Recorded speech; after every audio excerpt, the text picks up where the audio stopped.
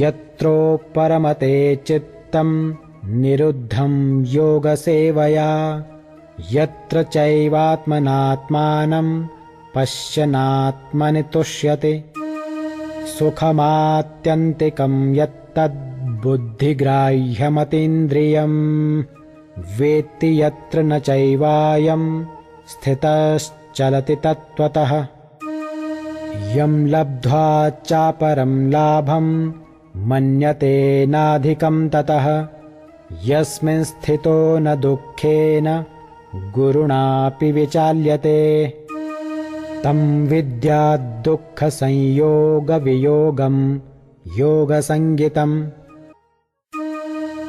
यत्रो परमते चित्तं निरुद्धं योगसेवया यत्र चैवात्मनात्मानं पश्यन्नात्मनि तुष्यति सुखमात्यन्तिकं यत्तद्बुद्धिग्राह्यमतीन्द्रियं वेत्ति यत्र न चैवायं स्थितश्चलति तत्त्वतः यं लब्ध्वा चापरं लाभं मन्यते नाधिकं ततः यस्मिन् स्थितो न दुःखेन गुरुणापि विचाल्यते तं विद्यात् दुःखसंयोगवियोगं योगसंज्ञितम्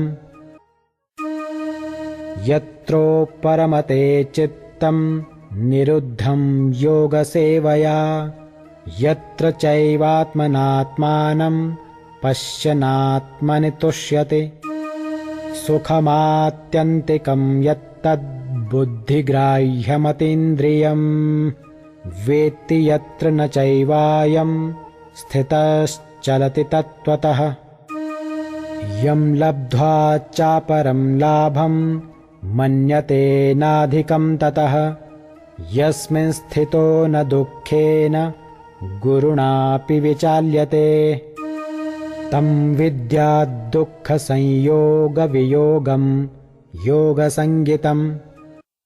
En la etapa de la perfección, denominada trance o samadhi, la mente de uno se abstiene por completo de las actividades mentales materiales, mediante la práctica del yoga. Esa perfección se caracteriza por la habilidad que tiene uno de ver el ser mediante la mente pura, y de disfrutar y regocijarse en el ser. En ese estado jubiloso, uno se sitúa en medio de una felicidad trascendental ilimitada, que se llega a experimentar a través de los sentidos trascendentales. Establecido así, uno nunca se aparta de la verdad, y al conseguir esto, piensa que no hay nada mejor. Al uno situarse en esa posición, nunca se desconcierta, ni siquiera en medio de la mayor de las dificultades. Esto es en verdad estar libre de hecho de todos los sufrimientos que surgen del contacto material. Significado: mediante la práctica del yoga, uno se desapega gradualmente de los conceptos materiales. Esa es la característica básica del fundamento del yoga. Y después de eso, uno se sitúa en el trance o samadhi, que significa que el yogi llega a comprender al superalma a través de la mente y la inteligencia trascendentales, sin ninguno de los recelos que proceden de identificar el yo con el super-yo. La práctica del yoga está más o menos basada en los principios del sistema de Patanjali. Algunos comentaristas desautorizados tratan de identificar al alma individual con la superalma, y los monistas creen que eso es la liberación, pero ellos no entienden cuál es la verdadera finalidad del sistema de yoga de Patanjali. En el sistema de Patanjali hay la aceptación del placer trascendental, pero los monistas no aceptan ese placer trascendental por temor a comprometer la teoría de la unidad. El no dualista no acepta la dualidad del conocimiento y el conocedor, pero en este verso se acepta el placer trascendental que se llega a experimentar a través de sentidos trascendentales. Y esto lo corrobora Patanjali Muni, el famoso exponente del sistema de yoga. El gran sabio declara en sus Yoga Sutras 3.34: Purushartha Sunjanam Gunanam Pratiprasabaha Kaivalyam Swarupa Pratishtha Chiti Shaktiriti. Esta Chiti Shakti, o potencia interna, es trascendental. Purushartha significa religiosidad material, desarrollo económico, complacencia de los sentidos y al final el intento de volverse uno con el Supremo. A esa unidad con el Supremo, el monista le da el nombre de Kaivalyam. Pero según Patanjali, ese Kaivalyam es una potencia interna o trascendental, mediante la cual la entidad viviente llega a conocer su posición constitucional.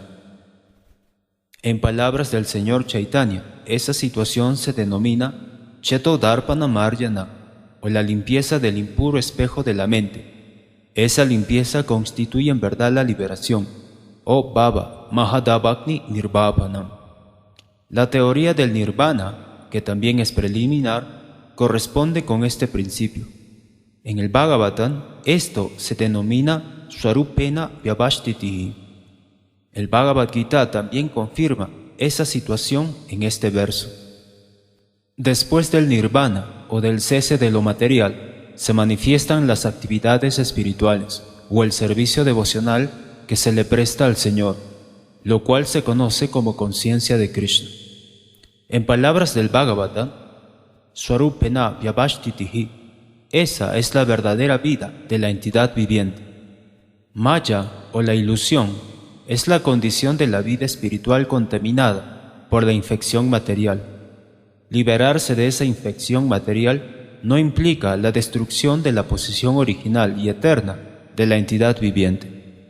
Patanjali también acepta esto con sus palabras Kaivalyam Swarupa Pratishtha Va Chiti Shaktiriti. Este Chiti Shakti, o placer trascendental, constituye la verdadera vida. Eso se confirma en el Vedanta Sutra con las palabras Anandamayo Vyasat. Ese placer trascendental natural es la meta última del yoga y se obtiene fácilmente mediante la ejecución del servicio devocional o Bhakti Yoga. El Bhakti Yoga se describirá vívidamente en el 7º capítulo del Bhagavad Gita. En el sistema de yoga, tal como se describe en este capítulo, hay dos clases de samadhi, llamados Sampragyata Samadhi y Asaprangyata Samadhi. Cuando uno se sitúa en la posición trascendental por medio de diversas investigaciones filosóficas, se dice que ha logrado el Sampragyata Samadhi.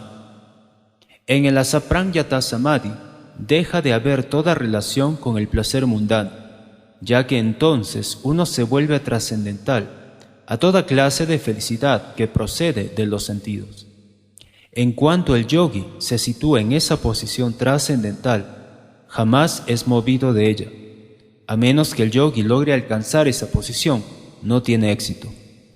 La supuesta práctica de yoga de hoy en día, que entraña diversos placeres de los sentidos, es contradictoria. Un yogi que se entrega a la vida sexual y al consumo de sustancias estimulantes o embriagantes es un hazmerreír. Incluso aquellos yogis que están atraídos a los siddhis, las perfecciones, del proceso de yoga, no están en la posición perfecta. Si a los yogis los atraen los subproductos del yoga, entonces no pueden alcanzar la etapa de la perfección, tal como se declara en este verso.